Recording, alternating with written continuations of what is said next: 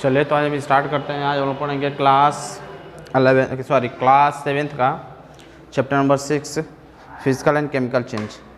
Physical और chemical change आप क्या होता है इसके बारे में पहले हम देखेंगे, ठीक। इसके बारे में फिर उसके आगे उसका हम डिटेल पढ़ेंगे, ठीक ना। तो आप जानते हैं कि जितने भी प्रकार के सब्सटेंस जो हमारे चारों तरफ पाए जाते हैं, सब सब्सटेंस जो होता है उनके पास कुछ ना कुछ प्रॉपर्टी होती है। कोई सॉलिड स्टेट में होता है, कोई लिक्विड स्टेट में होता है, कोई गैसेस स्टेट में होता है, ठीक ना। और इन सब के आधार पर जो है कुछ सब्सटेंस को जो है मोर डिफरेंट फॉर्म में जो है, जैसे हमारा सॉलिड है, वाटर है, वो 3 फॉर्म में पाया जाता है, सॉलिड, लिक्विड, गैस में पाया जाता है। तो जब वन और मोर property of the substance become different, जब एक या एक से अधिक प्रॉपर्टी किसी सब्सटेंस का अगर डिफरेंट हो जाता है तो हम कह सकते हैं कि that a change has take place in it. तो हम कहते हैं कि उसमें जो है चेंजिंग हो गया है। जब एक या एक से अधिक प्रॉपर्टी उसमें जो है डिफरेंट होगा तो हम बोलेंगे कि उसके अंदर जो है कुछ ना कुछ चेंजिंग देखने को मिला है, ठीक। यहाँ पर जो हमें चूँकि चेंज पढ़ना है सब्सटेंस में किस प्रकार के चेंजिंग होते हैं, ठीक। तो कुछ ऐसे सब्सटेंस होते हैं जिसमें हमेशा के लिए चेंजिंग हो जाते हैं, कुछ ऐसे सब्सटेंस होते हैं जिसमें चेंजिंग तभी तक रहता है जब उसका कॉजेज रहता है। जैसे हम कॉजेज हटाते हैं वो पुनः जो है अपने ओरिजिनल शेप में आ जाता है, ठीक ना। तो यहाँ पर चूँकि हम जब चेंजिंग की बात करते हैं तो अपने चारों तरफ हम देखते हैं, कभी कार्ड ऑफ मिल्क देखते हैं, formation of card of milk, cooking of food, फिर बर्निंग ऑफ फ्यूल्स, इस सारे प्रकार के चेंजिंग आप देखें अपने चारों तरफ, क्रैकिंग ऑफ ग्लास, ना। तो इन सब के चेंजिंग के आधार पर जो है सब्सटेंस को जो है 2 प्रकार के चेंजिंग कैटेगरी में डिवाइड किया गया है। तो चेंज जो होता है सब्सटेंस में डज नॉट आकर इन इट्स ओन, ये खुद से चेंज नहीं होता है, ठीक ना। दे ऑलवेज कॉजेस, यहाँ पर कुछ ना कुछ ऐसे कारण होते हैं जिसके चलते उसके अंदर चेंजिंग देखने को मिलता है। टाइप ऑफ द चेंजिंग में हमें यहाँ देखना है 2 प्रकार के चेंजिंग हमको पढ़ने को मिलता है। एक होता है फिजिकल चेंज या दूसरा होता है केमिकल चेंज। तो जब हम physical change and chemical change की हम बात करते हैं, 2 प्रकार के चेंजिंग जो है हमें रोज़ देखने को मिलता है। तो सबसे पहले हम जानेंगे कि फिजिकल चेंज क्या होता है। तो फिजिकल चेंज होता है वो change, 2 change in which no new substance form, वो चेंज जिसमें कोई नया सब्सटेंस आपका नहीं बनता है, उसको हम बोलते हैं फिजिकल चेंज। फिजिकल चेंज हमारा एक प्रकार का टेम्पोररी चेंज होता है which can easily reverse in its original form, जो अपने ओरिजिनल फॉर्म में चला आता है। तो कह सकते हैं कि 2 चेंज, फिजिकल चेंज की अगर हम बात करते हैं कहते हैं 2 change in which no new substance is formed is called physical change. Physical change यहाँ पर इसमें कोई नया चीज़ नहीं बनता है, ठीक ना। जैसा है बस उसके शेप साइज में परिवर्तन हो सकता है, ठीक ना। ये प्रकार का चेंज होता है, टेम्पोररी चेंज होता है। कह सकते हैं इट इज़ द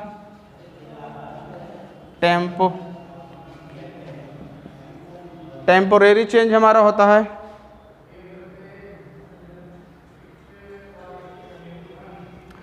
मतलब कि टेम्पोररी चेंज का मतलब कि चेंज हमारा तभी तक रहता है जब तक उस चेंज के काजेज को हम उस पर अप्लाई किए रहते हैं। जैसे हम चेंज के काजेज को रिमूव करते हैं, हमारा चेंज का जो हमारा चेंजिंग होता है वो भी हमारा क्या होता है, हट जाता है, ठीक। यहाँ फिजिकल चेंज के कुछ कैरेक्टरिस्टिक्स होते हैं कि कोई नया सब्सटेंस नहीं बनता है।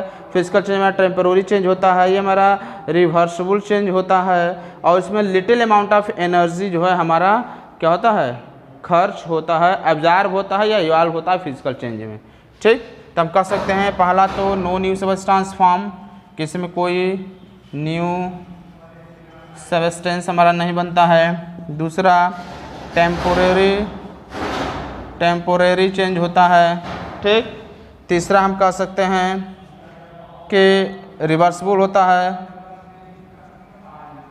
रिवर्सिबल चेंज होता है ये कि अगर हम चेंज के कारण को हटा दें तो पुनः अपने ओरिजिनल पोजीशन में आ जाता है। और little amount of energy is either evolve और एब्जॉर्ब, कह सकते हैं लिटिल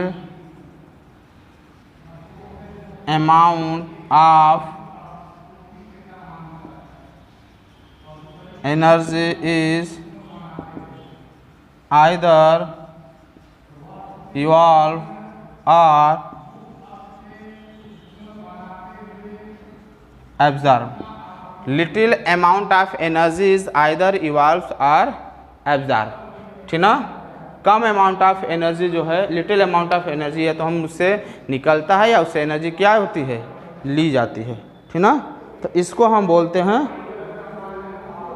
फिजिकल चेंज, जिसमें कोई नया प्रकार का सब्सटेंस हमारा नहीं बनता। एग्जाम्पल में कह सकते हैं melting of ice and freezing of water. Water ice का अगर बर्फ हो, बर्फ अगर क्या होता है, वाटर का फॉर्म होता है, सॉलिड फॉर्म में होता है। जब उसको हम मेल्ट करते हैं तो क्या होता है, गल के लिक्विड फॉर्म में आता है, बट क्या आता है, वाटर ही रहता है, उसमें कोई नया सब्सटेंस नहीं बनता है। अगर हम पानी को फ्रिज में रख देते हैं तो क्या होता है, जम कर सॉलिड बन जाता है, लेकिन वो रहता क्या है, वाटर ही रहता है, कोई नया सब्सटेंस नहीं बनता है। तो इस तरह जो हमारा ये चेंजिंग होता है उसको हम बोलते हैं फिजिकल चेंजिंग। फिर burning, boiling of water and condensation of steam. Water को बॉयल करते हैं, मान लिया हम किसी बर्तन में पानी को लेकर स्टोव पर उसको मैं बॉयल करूँगा तो क्या होगा, वेपर बन के उड़ेगा, तो ऊपर क्या होगा, वो भी वाटर का ही फॉर्म है, लिक्विड गैस फॉर्म में है। और अगर किसी गैस को हम मेल्ट करते हैं, जमाते हैं, तो वो भी क्या होगा मेरा, वो भी एक प्रकार का जमने का, चूँकि वेपर में है, बस क्या होगा, लिक्विड में आ जाएगा, बट रहेगा वाटर ही, कोई नया सब्सटेंस नहीं बनेगा। तो ये भी जो हमारा प्रोसेस होता है boiling of water and condensation of steam, ये भी हमारा क्या है, एक प्रकार का फिजिकल चेंज ही होता है। फिर दूसरा हम देख सकते हैं case of chalk stick and the chalk dust. अगर हम चाक से, अगर किसी चाक से अगर लिखते हैं ब्लैक बोर्ड पर, चाक में क्या होता है, थोड़ा सॉलिड फॉर्म में होता है, क्योंकि जब लिखते लिखते क्या होता है, छोटे छोटे पार्ट्स के लिए में चेंज हो जाता है, बस उसका शेप बदल जाता है, पहले थोड़ा लंबा रहता है, अब छोटा छोटा हो जाता है, ठीक ना, लेकिन वो रहता है चॉक ही रहता है, इसलिए इसमें भी कोई न्यू सब्सटेंस नहीं बनता, ये भी हमारा फिजिकल चेंज हो गया। मेकिंग ऑफ सोल्यूशन, सोल्यूशन बनाते हैं हम, ठीक ना, जैसे हम सोल्यूशन होता है, dissolve of salt in water, ये फिजिकल चेंज होता है। नमक को पानी में डिजॉल्व किया जाए, या sugar dissolve in water, sugar को अगर वाटर में डिजॉल्व करते हैं, that substance is called the physical change. ये सब्सटेंस वो भी हमारा क्या होता है, फिजिकल चेंज ही होता है, ठीक ना, क्योंकि उसमें कोई नई चीज़ हमें प्राप्त नहीं होता है।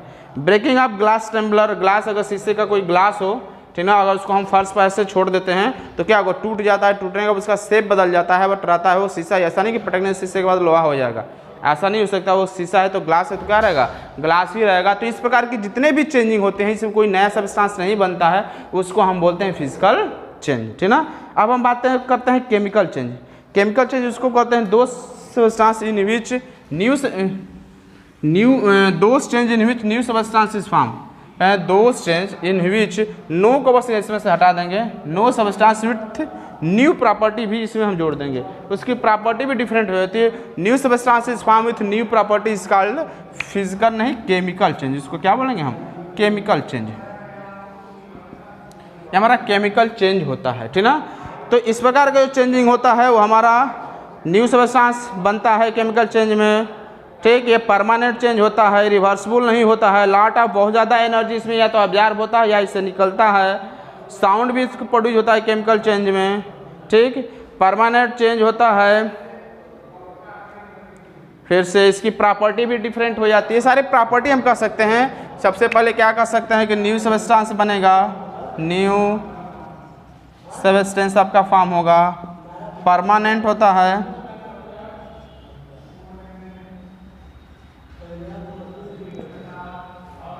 परमानेंट चेंज हमारा ये होता है, इसलिए जो है ये रिवर्सिबल है, चूँकि उसमें टेम्पोररी था ना, इसमें हम कह सकते हैं कि परमानेंट होता है, permanent change and not temporary change. Temporary change नहीं है, परमानेंट चेंज होता है, टेम्पोररी चेंज नहीं होता है। न्यू सब्सटेंस बनता है, ठीक ना। lot of energy is absorbed, बहुत ज़्यादा एनर्जी इसमें क्या होता है, एब्जॉर्ब होता है, ठीक। और एनर्जी से इवॉल्व भी होता है, निकलता है। तो ये सारे जो है चेंजिंग देखने को मिलते हैं फिजिकल चेंज में। जैसे हमारा बर्निंग ऑफ पेपर हो गया, पेपर को हम जलाते हैं तो क्या होता है, राख बनता है, रिवर्सिबल नहीं होता, राख से हम पेपर नहीं बना सकते हैं, नया सब्सटेंस मिलता है, कार्बन डाइऑक्साइड निकलता है, ठीक ना। फार्मेशन ऑफ फूड हो गया, ठीक ना,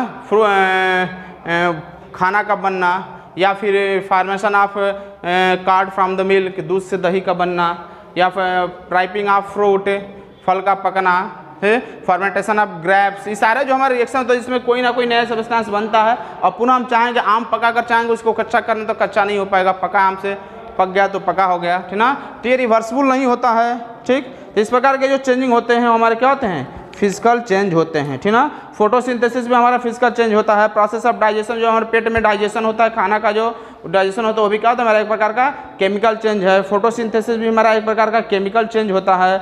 न्यूट्रलाइजेशन जो रिएक्शन पढ़ते हैं आपको एसिड बेस मैंने पढ़ाया था कि एसिड बेस जो बनता है हमारा क्या होता है, न्यूट्रलाइजेशन रिएक्शन भी आपका केमिकल चेंज है। Formation of biogas from animal waste to animal के वेस्ट से जो हमारा बायोगैस का फार्मेशन होता है वो भी हमारा क्या एक प्रकार का केमिकल चेंज ही होता है। तो सर अपने चारों तरफ कई प्रकार के चेंजिंग देखते हैं, इसमें केमिकल चेंज भी होता है। रस्टिंग ऑफ आयरन, लोहे में जंग का लगना, ये हमारा केमिकल चेंज होता है, ठीक ना।